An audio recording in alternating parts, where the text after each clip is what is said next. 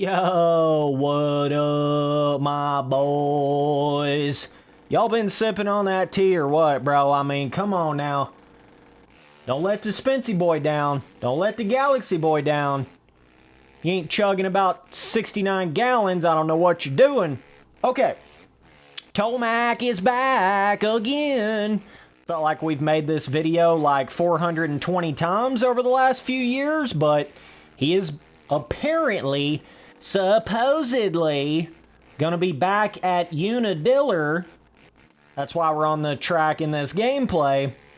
Obviously, if you've seen any of the news, if you've seen the Star Yamaha guys talking about it, they say at the very least, Tomac will at least race one of the 2024 outdoor pro motocross rounds and then try to really focus on the SuperMotocross rounds. But the plan is for him to be back at Unadilla, okay? And he does have the extra 2 weeks, and the information just came out that he just got back on the bike like a day or two ago. I know that popped up on like Twitter X Twitter, you know what I'm saying? So we did get that information. Tomac is officially back on the bike. Has been a minute since he's been on the bike, so I don't know exactly. I guess it just all depends on how he feels leading up to the Dilla, you know what I'm saying? So we'll see about that, but yeah, I definitely think this sort of in a weird way kind of gave Tomac another break. You know, he got the break last year with the ruptured Achilles tendon, and that's what I feel like kind of extended him to even want to race into this year. And now he had the thumb injury, you know, similar to Cooper Webb and Jetty Lawrence. Dudes are all having thumb injury. They're getting too much thumb pump playing MX Sim or some shit. I don't know, boys.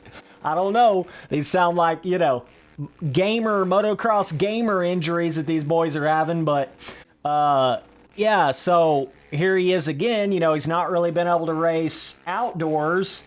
So that, and he was already kind of talking like he was going to race Supercross in 2025, but I definitely think he's going to do that now because he still hasn't really been able to sort of end his career on all that great of a note. I mean, he had a couple of okay races in Supercross in 24. I know, you know, St. Louis in particular, I was actually there at that race. Tomac was ripping. He was definitely like the old school Flomac, right? But he also had a lot of other races where he wasn't really like the Tomac you remember. So I think he's still trying to have a solid year of Supercross where he's back at his full potential, you know, to see what he can really do up against Jet Lawrence. I just don't think we've really been able to see that yet, with Tomac just coming off freshly off the injury. Now with Jet coming off of his injury, you might have a little bit more of an even playing field, like going into SuperMotocross, going into Supercross next year. You know, everybody's a little bit injured right now, minus like Chase Sexton and Hunter Lawrence, you know. But I definitely think the ruptured Achilles shit with Tomac setting back a little bit more than what a lot of people thought, or what he was even kind of putting on there at the beginning, you know what I mean? So, I mean, I thought that from the start. I knew Tomac wasn't going to be the same guy in 2024, but he does have that opportunity to kind of find that old Tomac going into 2025 and maybe even potentially 2026. You know, it seems like a lot of these different top-level riders are trying to find ways to extend their careers longer and longer, like with Anderson, right, and dudes like Ken Roxon. I mean, they're just still hanging in there. They're not really racing. I mean, obviously, Roxon got hurt at, you know, he flipped over the bars, that crazy-ass shit. Put too much tea in the gas tank, you know what I'm saying, at Nashville, right? Shit was smoking, dog. Too much 420, Roxy boy. So, you know, Roxon's been hurt. Just about everybody's been hurt. Even Jet Lawrence now got hurt. So, I think you're going to have a lot more of it, like I say, like a bit more of a fair, even battle going into 2025, if everybody shows up, like, you know, all the top guys, I think you'll really be seeing the best comparison at that point of everybody. But yeah, definitely let me know down in the comments what you guys think. How you guys think Tomac's gonna do? I mean, damn, he hadn't raced outdoors in a minute. He didn't race any last year. Hasn't raced any this year. Hasn't raced any since the ruptured Achilles. I just can't necessarily see him coming out. I mean, and it just all depends on the competition level. I mean, we've seen that with, like, when Jet Lawrence is out there in outdoors, it's all about Jet Lawrence, and every once in a while Sexton pops his head out of the bushes like, hey, I'm here, bro. But the second that, you know, Jet gets hurt, then it flips that all over to Chase Sexton, and then it's all about Sexton, and then every once in a while Hunter Lawrence will pop his head out of the bushes. Hey, guys, what's up, my dudes?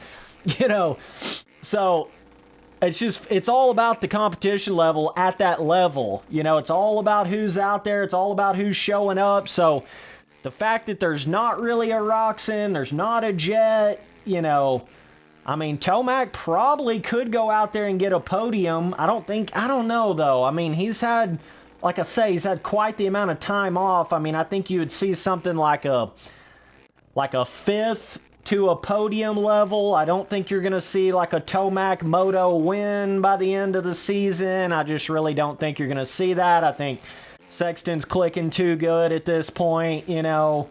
But I definitely think with the current competition level and who's hurt, and kind of depending on when Webb gets back in there, certainly think you could see Tomac get a podium, but I think that's probably about as far as he's going to go. You know what I mean? So that's my own personal kind of predictions on it. Now with SuperMotocross, you know, Tomac's never even done that before. I think he really wants to do that. That's like a big thing he's trying to check off the list. But I think at the end of the day, really what Tomac's trying to do is he's just trying to have one more full year of looking like the original bad to the bone beast mode Tomac. And I don't just mean for one round and then it's like, where the hell is he? You know, like in 2024, I mean him actually being that way for a solid year where he really competes. And then I think he's just going to go out on top. You know, if he can even pull that off at this point, I'm not sure. You know, sometimes the injuries, especially like a ruptured Achilles, they may do like sort of permanent things. Even some of those thumb injuries, man, I mean, them can get kind of crazy on your ability to control the bike, even if it just affects you a little bit. At that level, it's a lot. So even Jet Lawrence, I mean, I hate to say it, but like, or Cooper Webb, you talk about any of them having these thumb injuries and these random, you know, different injuries, they can change them forever on the bike. I feel like we just don't like talk about that enough or realize that enough. You know, it certainly happened to Adam Cianciarulo. His was more of like he just started to get numbness and then he couldn't hang on after a long period of time. But some of them, some injuries, it's like it literally makes it where they're never as fast ever again. You know? Like I say, Tomac brought that out like at moments. He had the moments, the flashes of the old school Tomac. So I think it's still there.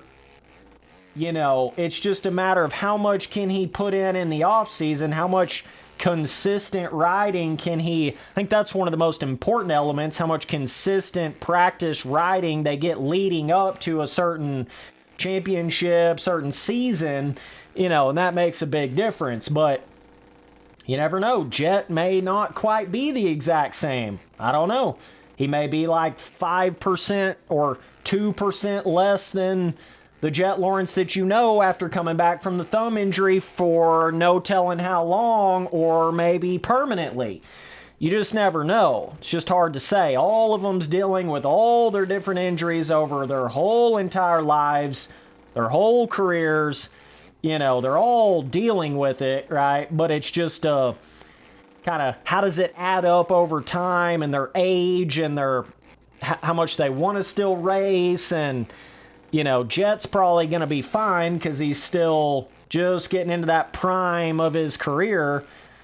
You know, but like with Tomac and Roxon, you know, them boys are tired of getting injured. They're tired of this shit, you know. So, but yeah, at the end of the day, I feel like Tomac will come out. He'll get probably like a 5th in the first moto, maybe like a 4th in the second one, depending on how many of them he races. He you know, probably he'll get a podium in a moto by the end of the year, probably.